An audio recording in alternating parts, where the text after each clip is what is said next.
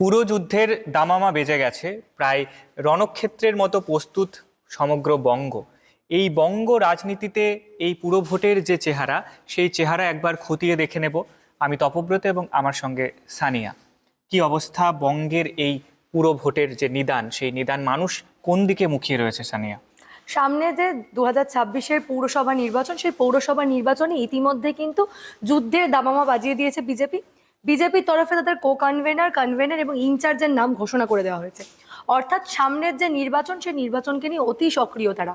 ইতিমধ্যে কিন্তু আজকে বিজেপির যে সল্টলেক কার্যালয়, সেখানে একটি বৈঠক হয়েছে।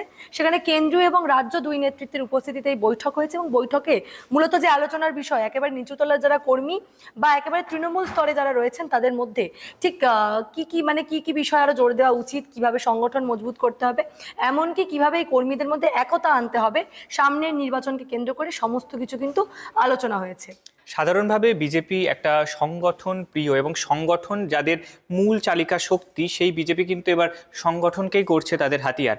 প্রায় 10 দিনে 10,000 নতুন শাখার সূচনা হবে, এমনটাই কিন্তু শোনা যাচ্ছে আরএসএস এর পক্ষ থেকে।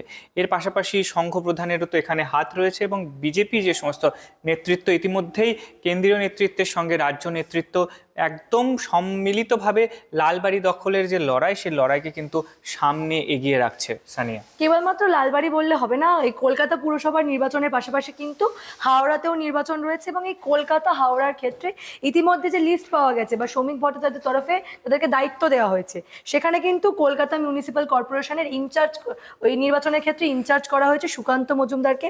এছাড়া ইনচার্জ করা হয়েছে অনিন্দ্য ব্যানার্জি ওরফ রাজুকে, এবং কনভেনার করা হয়েছে তাপস রায় এবং কনভেনার রিতেশ তিওয়ারিকে করা হয়েছে। অর্থাৎ সব মিলিয়ে তুমি যেমনটা বললে, লালবাড়ি দখলের লড়াইয়ে কিন্তু এগিয়ে রয়েছে বিজেপি। এখন থেকেই তারা আগামীতে কি করতে হবে সে সমস্ত বিষয় নিয়ে একেবারেই সক্রিয়।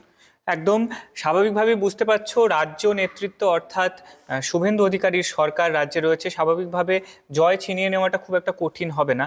কারণ এক্ষেত্রে সংগঠন বা পালাবদল করার যে বিষয়টা, সেক্ষেত্রে রাজ্য নেতৃত্বের সাহায্য খুব ভালোভাবেই পাওয়া যাবে। আর ইতিমধ্যে আমরা দেখতে পেয়েছি তৃণমূলের বিভিন্ন দলত্যাগ এবং তারা যারা ছিলেন তারা কিন্তু রেজিগনেশন জমা দিয়েছেন ইতিমধ্যে।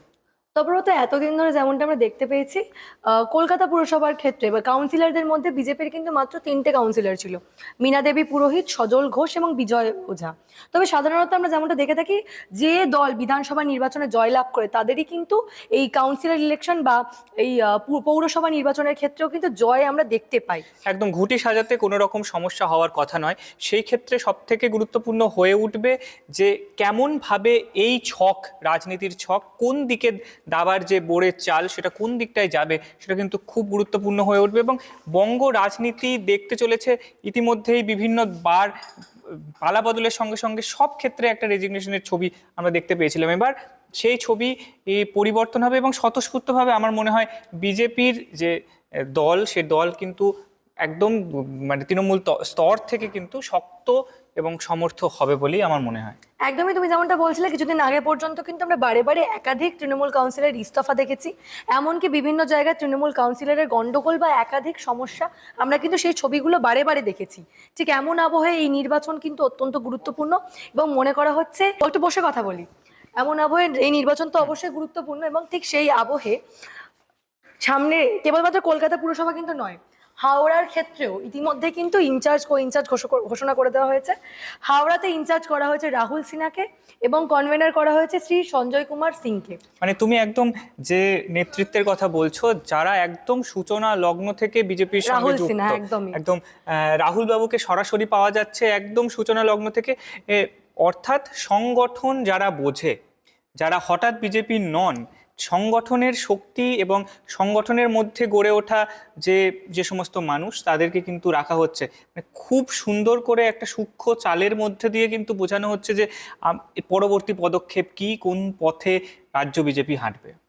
বিগত কয়েকদিন ধরে বারে বারে যে ছবি আমরা দেখছিলাম, বিভিন্ন বিচ্যুতি ধরা পড়ছিল, বারে বারে বিজেপির রাজ্য সভাপতি শ্রমিক ভট্টাচার্য বার্তা দিচ্ছিলেন, ইতিমধ্যে একটা খোলা চিঠিও আমরা দেখেছি। দলের মধ্যে, সংগঠনের মধ্যে একতার অভাব, অন্যদিকে দলেরই ভাবমূর্তি নষ্টের বিভিন্ন চেষ্টা আমরা দেখতে পাচ্ছি। সব মিলিয়ে এমন আবহে সামনের যে পুরসভা নির্বাচন, সেটাকে একেবারে পাখির চোখ করে কার্যত এগোচ্ছে বঙ্গ বিজেপি। এবং এই নির্বাচনে কিভাবে একেবারে তৃণমূল স্তর অর্থাৎ নিচুতলার কর্মী পর্যন্ত এই বার্তা পৌঁছে দেওয়া যায় এবং এই নির্বাচনকে সিরিয়াসলি নিয়ে আগামী দিনে পৌরসভার ক্ষেত্রেও নিজের দখল নেওয়া যায়, সেই সমস্ত দিকে কিন্তু বিজেপি নজরদারি করছে। এখন দেখার বিষয় 2026-এর এই পৌরসভা নির্বাচনে কি হয়। এই ধরনের যাবতীয় আপডেটের জন্য চোখ রাখুন দ্য বং ভয়েসে এবং অবশ্যই আমার চ্যানেলটিকে সাবস্ক্রাইব করুন।